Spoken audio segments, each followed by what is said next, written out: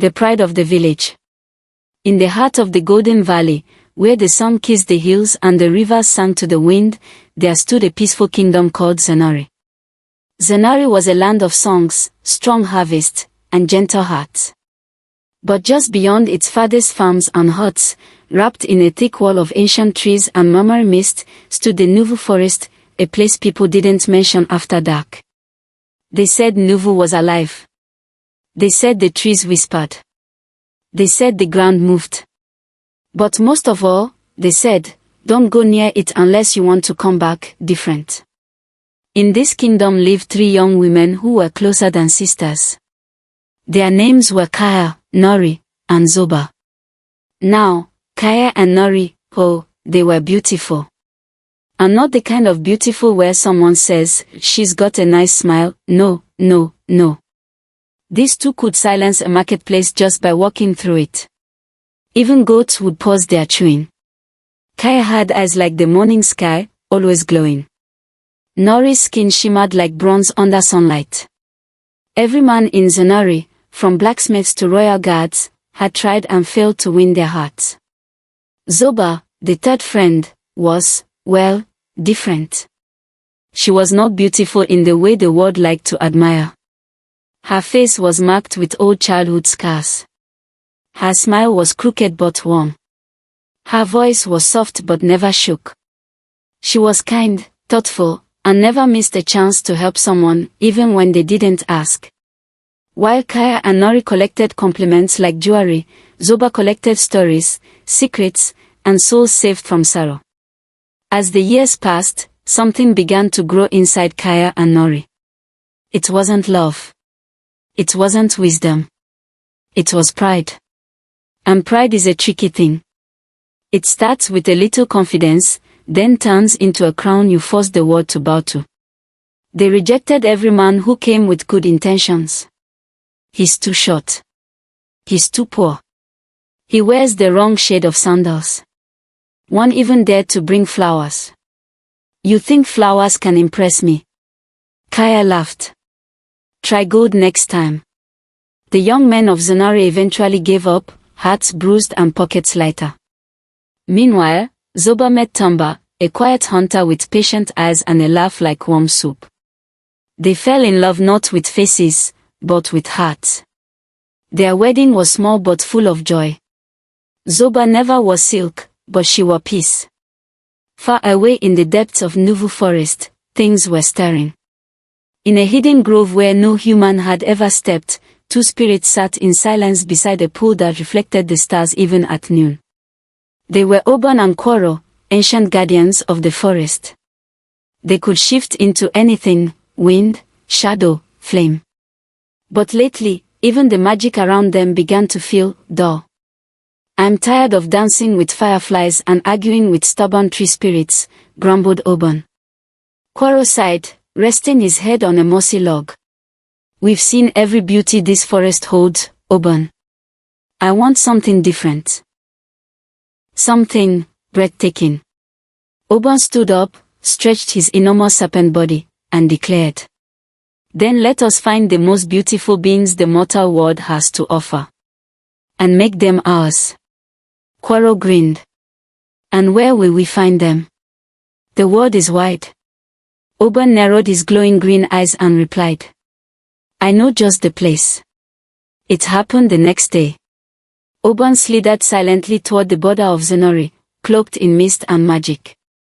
By late afternoon, he reached the river near the village, a place where people came to laugh, wash, or whisper to the waters. There, just as the sun began to dip, he saw them. Kaya and Nori.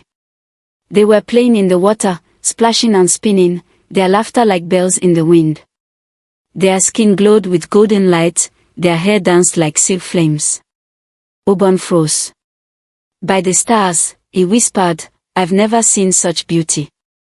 He didn't move. He didn't blink. He just watched, hidden behind tall reeds and a thick cluster of leaves. The way they moved. The way they laughed. Even the way the animals paused to watch them, just like the villagers did. Kworo must see this, Oban hissed softly. If he lays his eyes upon them, he will forget the forest altogether. As Kaya and Nori gathered their things and walked back toward the village, Oban melted into the shadows of the forest and vanished. He was no longer just a spirit of the trees. He was a spirit with a plan. That night, deep inside Nuvu, the forest trembled gently as Oban told Kwaro everything he had seen. "They are more than beautiful," he said. "They are fire wrapped in flesh." Kwaro's serpent eyes lit up. "Then what are we waiting for?" Oban smiled, slow and dangerous. "We are waiting," he said, "for them to come back." Strangers by the river. Beneath the thick canopy of Nuvu forest, where moonlight struggled to touch the ground, the ancient elder spirit stirred from his slumber.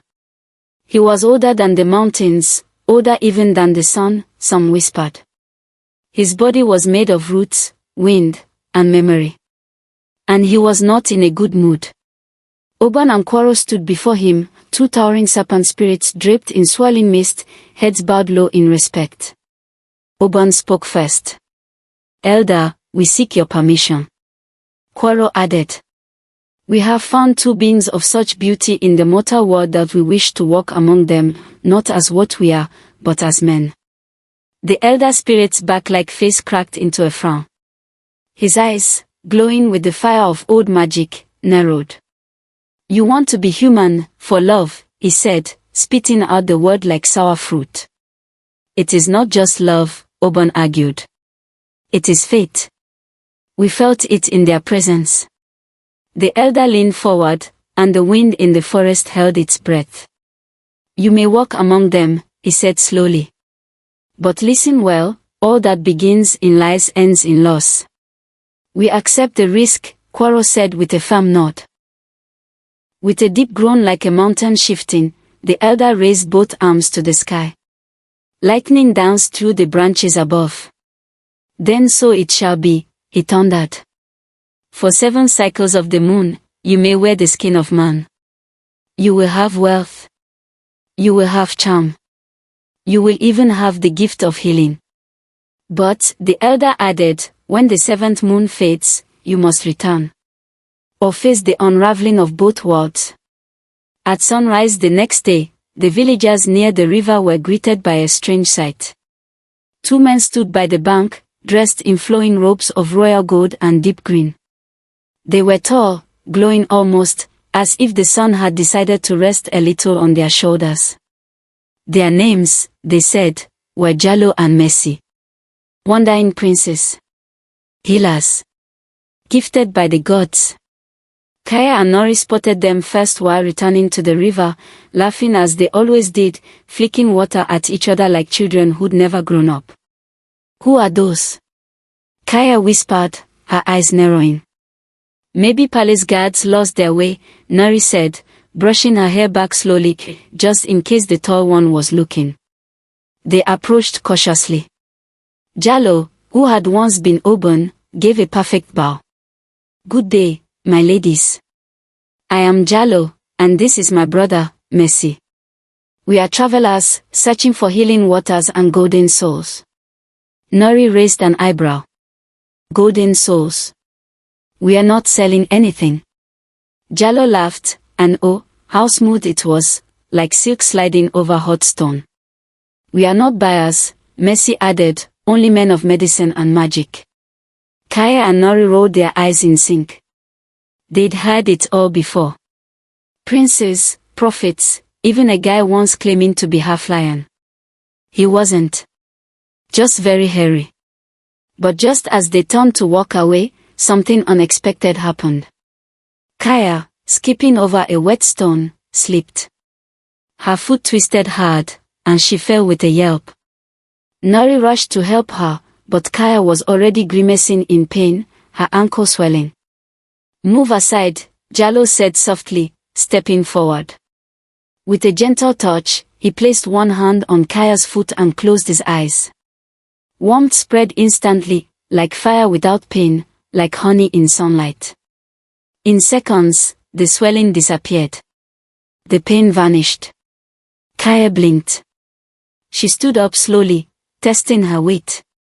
"No pain?" Nori asked, amazed.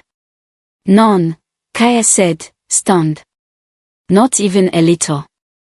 Jallo smiled. Sometimes the earth wounds us. Sometimes it heals through us. From that moment, the two sisters of beauty saw the strangers differently. These weren't just charming wanderers. They were something else. Mercy spun tales of distant lands where trees grew diamonds and clouds rained music. Jallo sang a song that made birds fly in slow circles above the river. They came back every day after that. Jallo and Mercy would sit beside the river, tossing smooth stones into the water, waiting for Kaya and Nori. And Kaya and Nori always came. At first, they pretended it was just coincidence. Oh look, you again. What a surprise. But soon they stayed longer. Talked softer. Laughed louder. And smiled more. The villagers began to talk. Those strangers, whispered an old woman at the market, they've brought something strange with them. I heard they cured the chief's daughter's cough in one night, said another. They are not ordinary, muttered Zoba quietly to herself, watching from afar. But neither are storms before they destroy. That night, as the moon rose full and proud, Kaya sat near her window, her thoughts full of Jallo. There was something about him, something powerful, but gentle. Something old. And in the forest, just beyond the flickering fireflies, a pair of golden serpent eyes watched her window from behind a tree. Jallo whispered into the wind. Soon, you will be mine. Weddings and warnings. The drums of Zanari hadn't stopped in 3 days. The air buzzed with joy, flowers rained like confetti, and goats, even goats, seemed to walk with a little rhythm. Because Kaya and Nori, the dazzling jewels of the kingdom, were finally getting married. And their grooms. Well, no one really knew where Jallo and Mercy came from, but did it even matter? They were handsome. They were rich. They could heal warts with a wink. Who cares if they didn't have uncles? Their wedding robes shimmered with embroidered suns. Their gifts to the village were plenty, spices, tools, fine fabrics, and a songbird that sang only when the moon was full. Even the chief of Zanari said, if these men are strangers, then may all strangers be this generous. Only one face remained unlit by the celebration fires. Zoba. She stood at the edge of the gathering, arms folded, eyes thoughtful. Kaya spotted her and ran over in her bright wedding gown, glowing with excitement. Zoba. Can you believe it? We are marrying Princess. You should have seen Jallo's dowry, it came in carts. Zoba nodded, but slowly. I'm happy you're happy, Kaya. But something about them feels wrong. Kaya laughed, but her eyes flickered uneasily for a second. Wrong? What's wrong with magic and miracles? Miracles don't come free, Zoba murmured. Even rain answers to the sky. But her words were drowned out by more drumming, more shouting, and the sweet scent of roasted yam with honey. No one listened to Zoba that night. The weddings were grand enough to make birds stop and stare. Jallo and Kaya danced under lanterns made of fireflies. Mercy lifted Nori like a feather and twirled her beside a river that glowed with stardust. Villagers swore they saw the moon blink, just once. And so the lives of Kaya and Nori became dreamlike. Jallo and Mercy built them homes of stone and cedar, taller than anything Zanori had ever seen. They bathed in warm springs, ate from golden bowls, and never lifted a finger to clean a thing. But more than their wealth, it was their gifts that kept the village enchanted. A child with a crooked spine walked again. A blind woman saw the sky for the first time in 30 years. A dying elder was given 3 more months, enough to meet his great-grandchild. Jallo and Mercy were hailed as saviors. Zoba, now considered just the jealous plain one, quietly continued helping people the old way, through sweat, herbs, and listening. And then, moons passed. And something began to grow inside Kaya and Nori. Their bellies. I'm going to be a mother, Nari whispered one night as she and Kaya walked along the riverbank. Kaya touched her stomach gently. Me too. Isn't it strange? We always did everything together.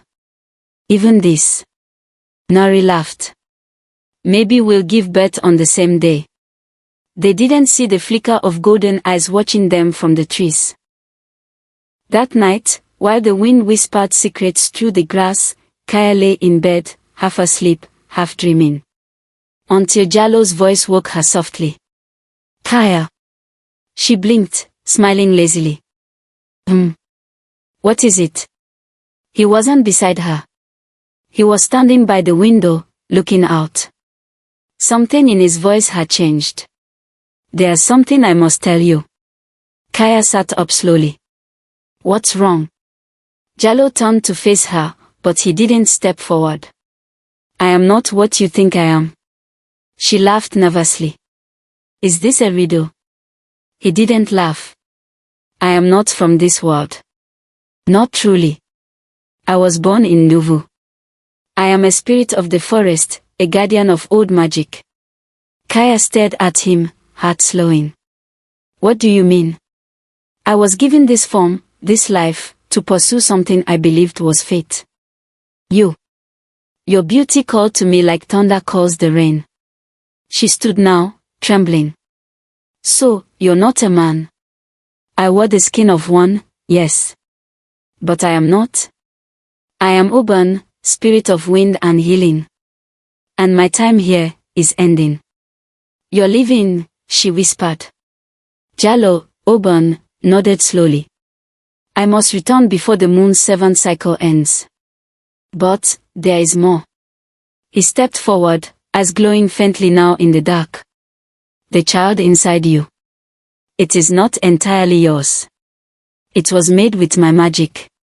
By forest law, it belongs to Nuvu. Kaya's breath caught in her throat. You're saying, my baby, you're going to take it. The child will be claimed, he said softly. It is not punishment. It is legacy.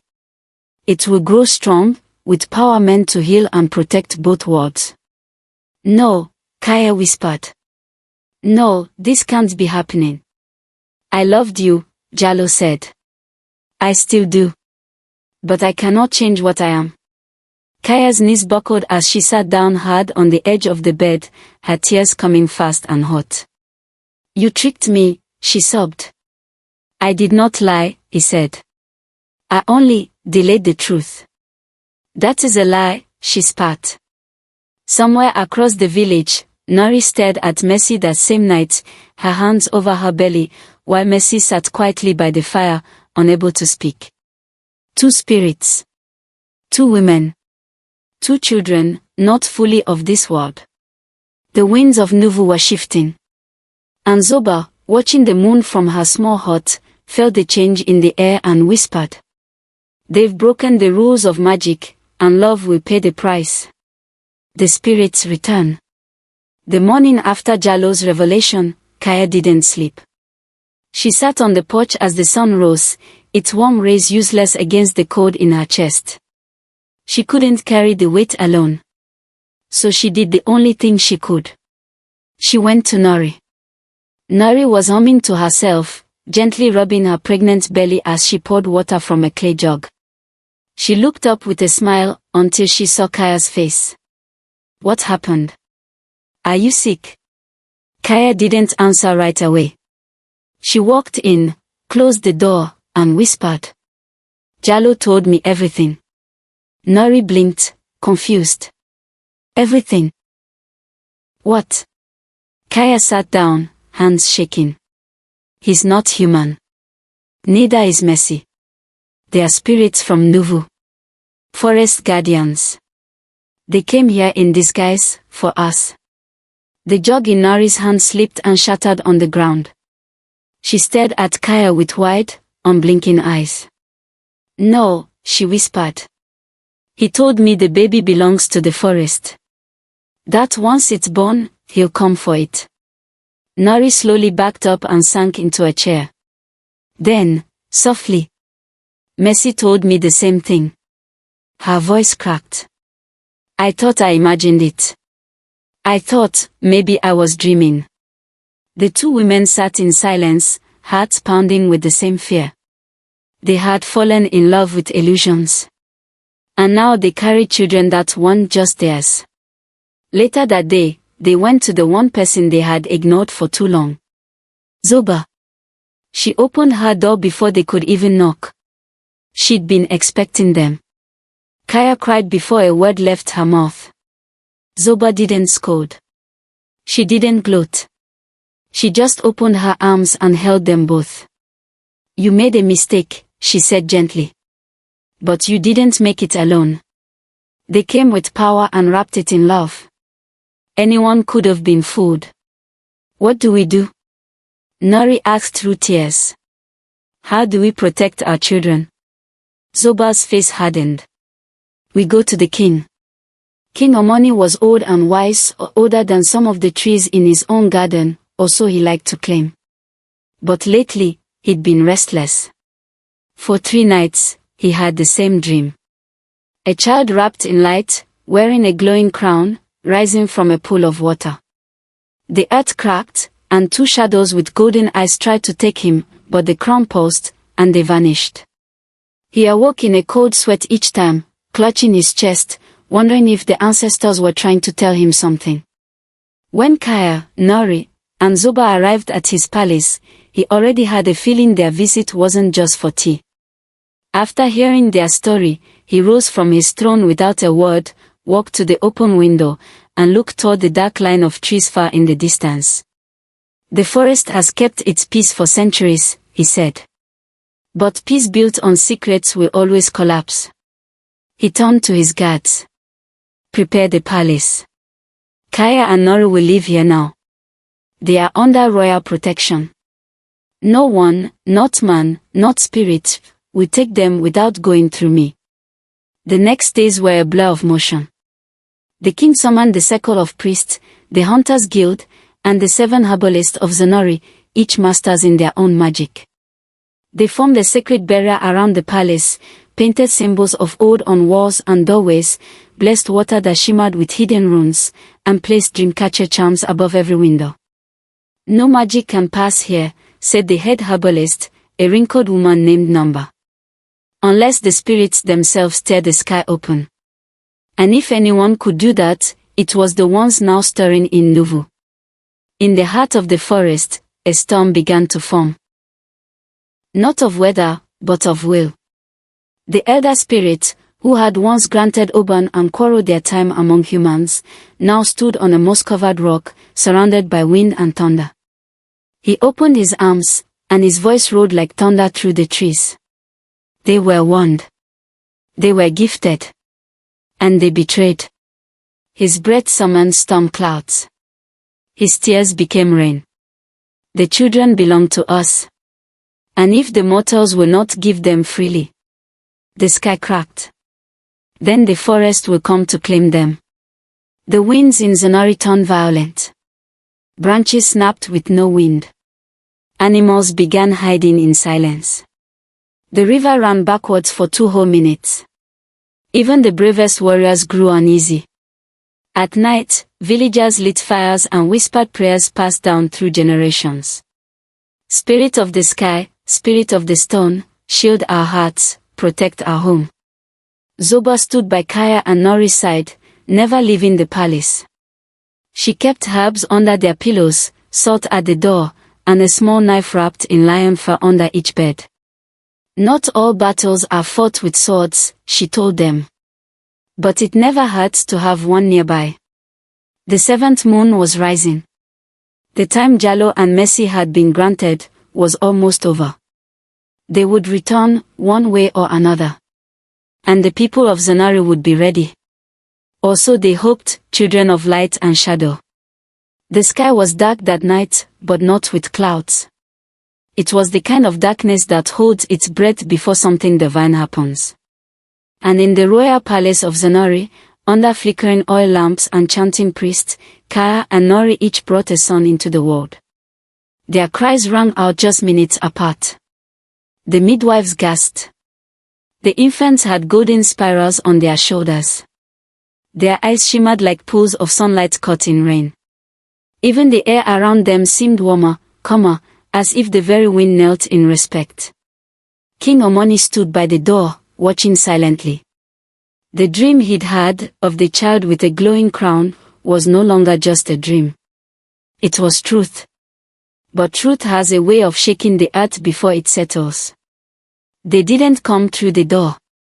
They didn't need to. When Oban and Kwaro returned, the ground hummed. Trees leaned toward the palace. Light bent strangely.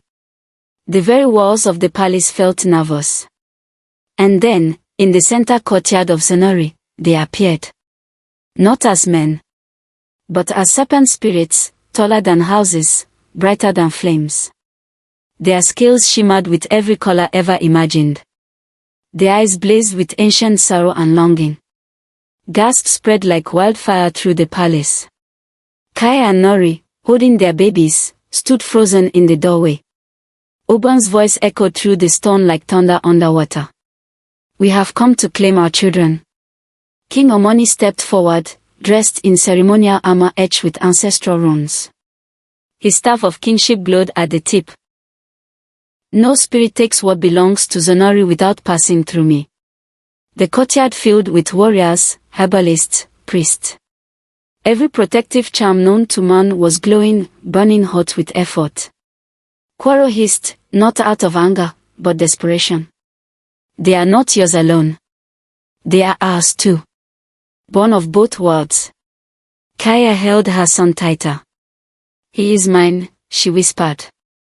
He is ours, Oban said gently. They are the words, the king said, voice steady. But you will not take them by fear. A wind stirred, and tension hung like a rope pulled to its breaking point. And then, a quiet voice cut through it all. Take her instead. All heads turned. It was Zoba. She walked forward, arms cradling a small bundle. A newborn girl, swaddled in cloth the color of storm clouds. She is my daughter, Zoba said softly. No spirit blood. No forest claim. But she was born with something even deeper, understanding. Oban tilted his great head. Why would you offer your child? Zoba stepped closer. Even the warriors moved aside. Because balance is not built by force. It is given by choice. You want a bridge between our worlds. She can be that bridge. Raise her to walk both paths, not just the spirits, not just the humans. Let her be raised in truth, not trickery. Kwaro and Oban exchanged a long look. No words. Just knowing. Oban finally spoke. One child, to walk both skies and soils. Raised in our realm, with the memory of yours. And in return, ask the king. Your sons stay.